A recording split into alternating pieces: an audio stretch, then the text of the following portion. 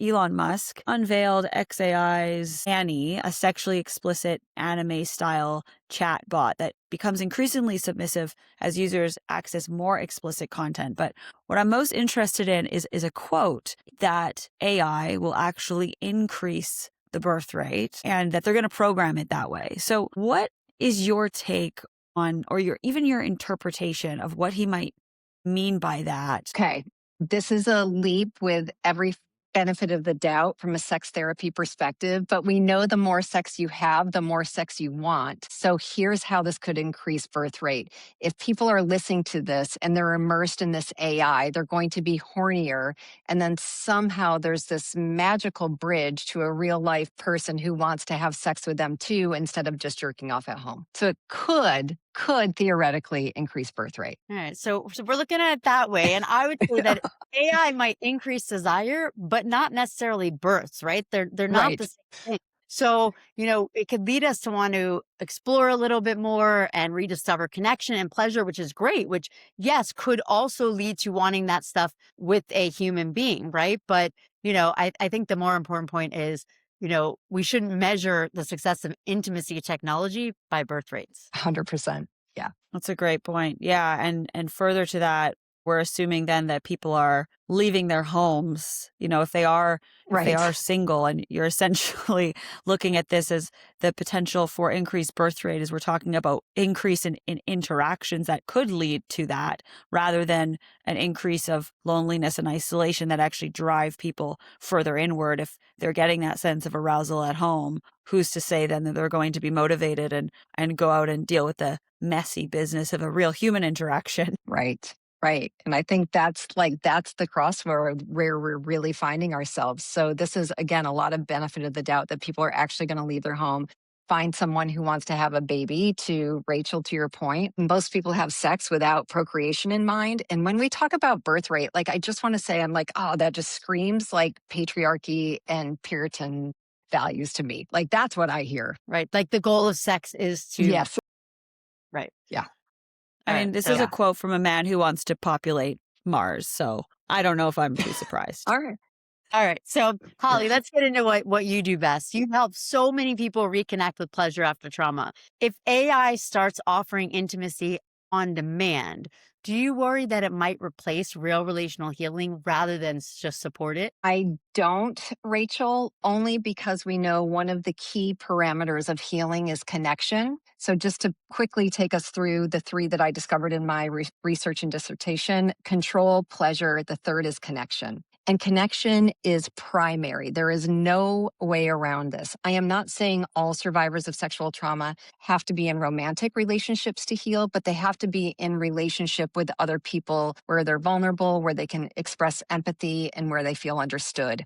There is no way that AI is going to fully do that. So I don't feel like the connection piece is, yeah, that's not going to be risk from AI. Yeah, and I think AI, when used thoughtfully, can really help offer a sense of safety and control, allow people to explore differently so it can support healing. But, again, it's a tool, right? Not It something is. that's just going to do it in of itself. Yeah. And Rachel, to that point, the order that I like to go in with my clients is control first. We're exploring maintaining control, relinquishing control. The second parameter, pleasure. I think AI could excel and does excel at helping explore sexual templates.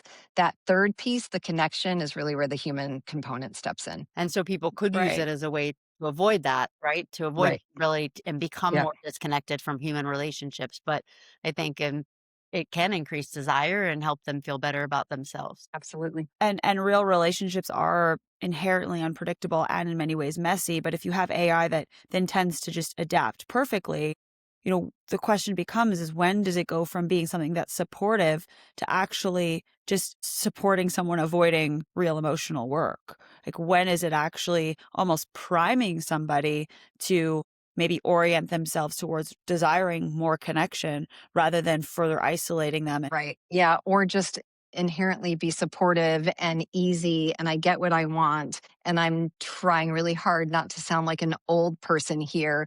But I think the younger generations are just like, I don't want to do anything that's provoking anxiety. I don't want to do anything that's causing me discomfort.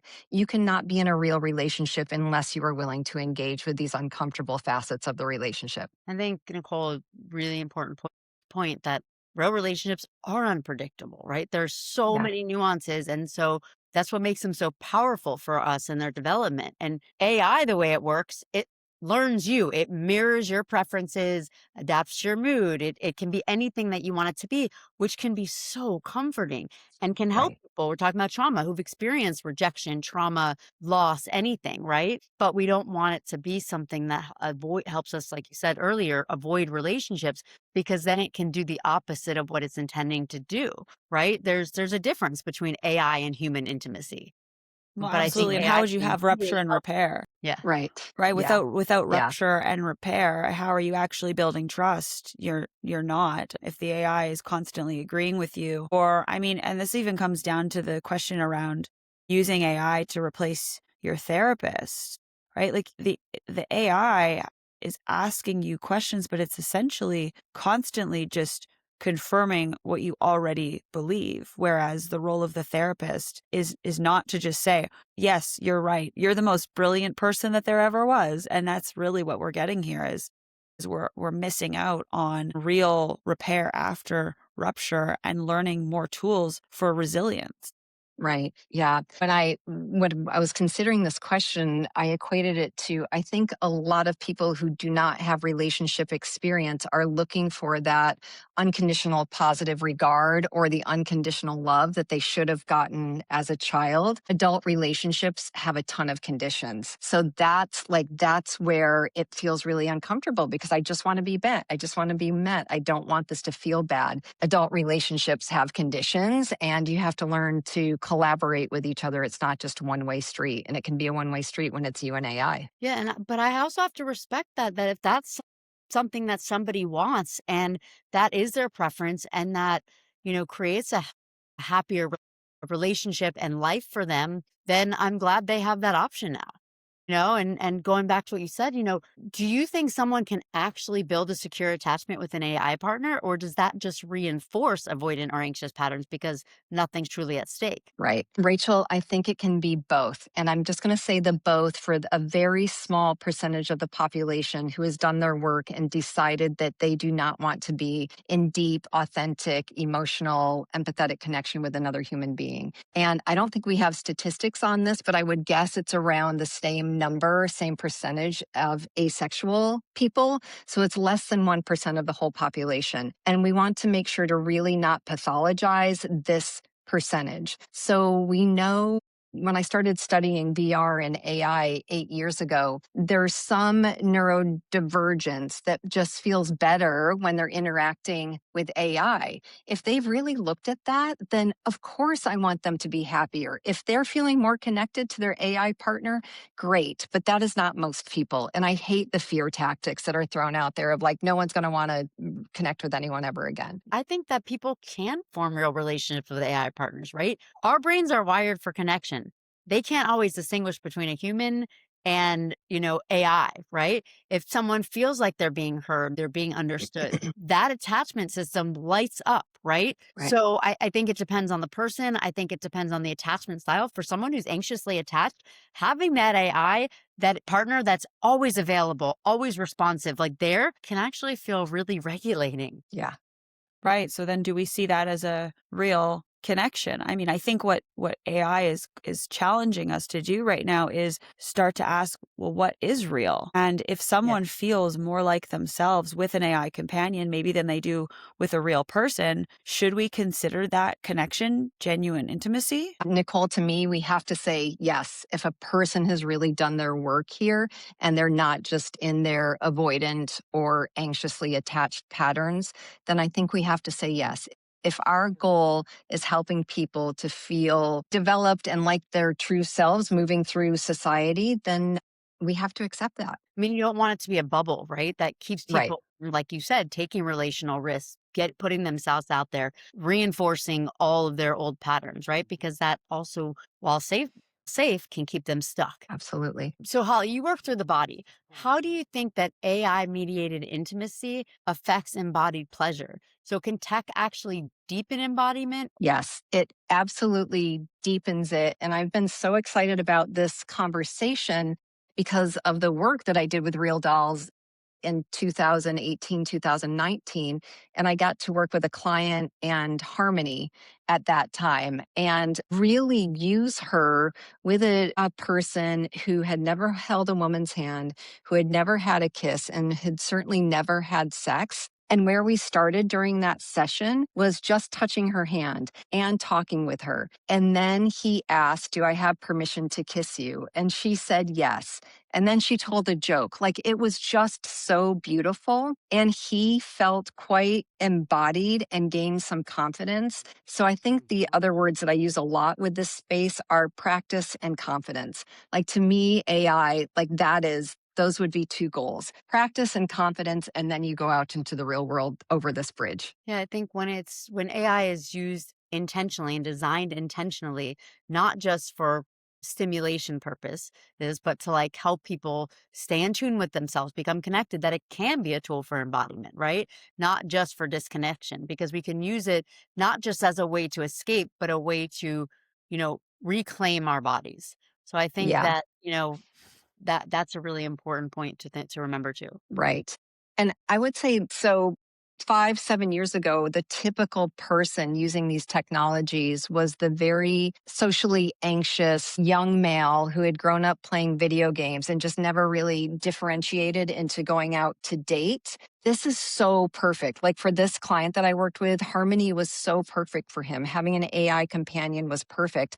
Now it's a little different with AI that's constant, on our phones, and we get the chat box and we get that constant reflection of I'm here for you. So it's a little bit different to me, but as far as the companions for people who really need it and have never been able to have the practice for whatever reason, I really like them. And yes, it's an embodied practice. And keeping with the theme of embodiment, let's talk about some things that make or help survivors of sexual assault to feel safe in their bodies. And if someone were to then design a trauma-informed intimacy AI, perhaps even specifically to help survivors of sexual assault, what features would this AI absolutely need? I love this question so much. And I came up with two. The first is pacing. I don't know how we teach AI to have the attunement and awareness of the pacing that a client needs. Because sometimes, Nicole, what happens is I'll sit down with a survivor and they will just talk and talk and talk. They haven't talked about their sexual trauma and they just dump it out. And at this point in my career, I know that I need to stop them and slow them down because they're going to leave my office and feel horrible about it. So you can imagine just dumping like that to an AI who doesn't hold it. So it's really that attunement of trauma is too much too soon, and sharing your trauma can also be too much too soon. So, how could we teach an AI companion to, or just an app to track pacing? Yeah, I don't know. And I'm going to add consent and control, right? Because I think Right.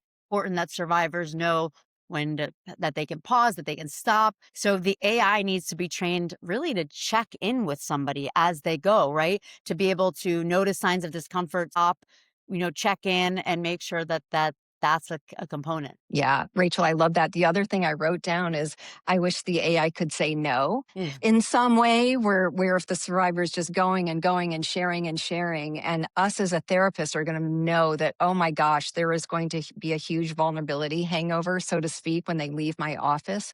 Could the AI learn to say, no, we're not going to share that right now? Because most of the Mm. time when you first start working with someone, you're not getting into the details. It's just too much. So you're just doing broad strokes, getting to know you, and we don't need the details of the sexual trauma because it's too activating. Right. And there's So, built-in boundaries, I suppose, around the therapist client interaction because you have an hour with them where someone could be Uh-huh. sitting at their computer talking to AI for hours and hours and hours. So if they are spiraling, then there's no built-in boundary, both from the way that the AI can respond and the time bound boundary. So even something like if they've been talking to the AI about this particular experience for an hour, the AI might be able to clock and say, hey, it's been an hour since we've been having this discussion. Here are some tips or suggestions of things that you might want to go do to move your body or take a break or do some breathing exercises. We can revisit this topic, but we're going to take a built-in 15, 20 minutes, maybe Yeah. offer some recalibration tools, and then we can return. I think that's so important, Nicolle. And it makes me think of just how essential it is to have people like us involved in this process and working with technology companies, right? Because AI is here to stay and it's just growing and Yeah. improving. And so people are going to be using it. So we need to make sure that this insight and these things are built in. And so I applaud places like Real Dots who are bringing people like us on to say, like, we want support in this so that we can really make this the best that it can be and as beneficial to humans as possible, as opposed to harmful. Yes. Yeah. And Nicolle, I'm just going to say thank you to Matt McMullen and Real Dow because he's been on this for years and years and years about making the AI companions therapeutically viable. Like I love the vision there. Yeah. Yes, they can be just for fun and pleasure, but they can also be used for healing. Yeah. So, Holly, AI might eventually influence what people desire, right? Not just Mhm. respond to it. So, is that concerning to you at all or exciting? How do you feel about that? Rachel, I'm going to be snarky. Have we asked this question about porn? Right? So Yeah. we're all up like, oh my God, we're so afraid like AI is going to influence us. Can we take a look at porn over the last 20 years and how available it is? I'm a huge fan of porn. I use it in my practice all the time with clients who want to use it. I do think AI is going to influence desire. But I don't want to make it sound like this is the first time in the history of humanity that this has ever happened because we have a model for how it happens. And no, like everything that people are learning from porn, not so great. Everything that people are going to learn from AI, not so great. And both of those offer exposure to preferences, kinks, fetishes, ways of being that people might not have ever discovered on their own. And for people to be truly actualized, self fulfilled sexual beings is certainly our goal within this field. So I think it's both. It's a little of both. I love that you said that. I think can raise some questions about agency, right? Because if AI just exists to please us and adapts to please us, right? That takes away what's that mean when desire is actually challenged? How do we work with that, right? So I think AI impacting desire is inevitable. It's going to Right. happen, but is that good, less good? How do we make it so that our desire is still authentic and not just comfortable? So I think it's just being aware of it and evolving with it. Yes, absolutely. Yeah, what I had written down is it's fantastic when it can broaden our sexual template or offer us something where people are like, oh my gosh, I love that. That so turns me on. I would not have discovered it. It's not so great when the impact like shrinks our erotic flexibility. So my fear would be, and this is a fear with porn too, I find my favorite porn and I am only watching that thing all the time. And then I go out and have sex with a partner and it has to look that way. I think there is potential for AI to do that as well, which, yeah, my language there is it shrinks erotic flexibility. And we know to be truly healthy, we've got to, there's got to be a lot on the menu. So just like sexual imagery, we need education with it, Right. right? Yeah. Yeah. Yeah. Yeah, absolutely. It's going to be fascinating too as these AI sex bots become more intuitive and sex tech actually learns and adapts instead of just providing stimulation. I wonder if then one of the ways that it might be built in is to ask more questions and perhaps more questions that challenge a user's preferences or maybe even gives them options if there's kind of this, buffet or menu of different experiences that they can have. So psychologically, it might even be partly responding to who you are and what you have already. But how incredible would it be, like you said, Rachel, if there was almost this built in education or even, Holly, what you said, like this ability to kind of challenge or broaden what somebody might even consider available to them. And such a low risk interaction that could be if the AI bot suggested something and they're like, I've never thought of that, or I never thought that I would open that possibility up with a new partner, but maybe this is a realm where I can actually practice things that I didn't think were available to me, and now they are, and I can actually test it out with this AI bot, maybe realize I like it, and then go out into the world and have a real human interaction. So in many ways, it's a safe way to explore taboo or power dynamics that somebody might not usually think is available to them or might be too afraid to ask for. Absolutely. Yeah, Nicole, so well said.